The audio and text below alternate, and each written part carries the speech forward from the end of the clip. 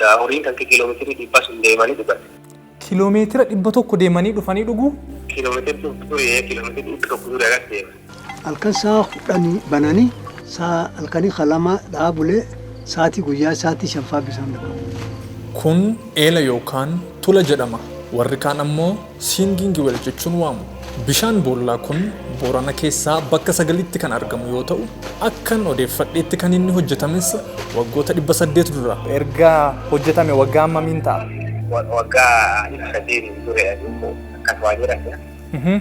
Uummanni kunis egaa horii isaanii obaasuuf guyyaa lamaan hanga kiiloomeetira 100 deemanii bakka bishaan kanaa dhufu. Sababni isaan deemaniifis bakka bishaan boollaa kana margi hin jiru. Bakka horiin hedduu ammoo bishaantu hin jiru. Wanti nama gaddisiisu hanga har'aatti illee uummanni kun akkasitti jiraachaa jira. Yeroo guyyaa laffaa karaa bulluu jira. Bakka bishaan sun dhaqqabu jechuun asi dhuftee ollaa kan kee galuuf jidduu lama oolanii dhuganii. Wanni akka lafaan ammoo akka barbaanillee akka bishaan ijaallee gaalifaan garte. Warri nu daawwachiisan bakkeewwan babbareedoo Booranaa isaan nutti agarsiisan dudduuba uummanni ba'aa ulfaataa kanaan eelaa jiraachaa ture. Ammas jiraachaa jira. Jaarraa kana keessa akka nama waggaa 500 dura jiraachaa tureetti erga jiraatu ta'ee nuti barachuun keenya maaliifi?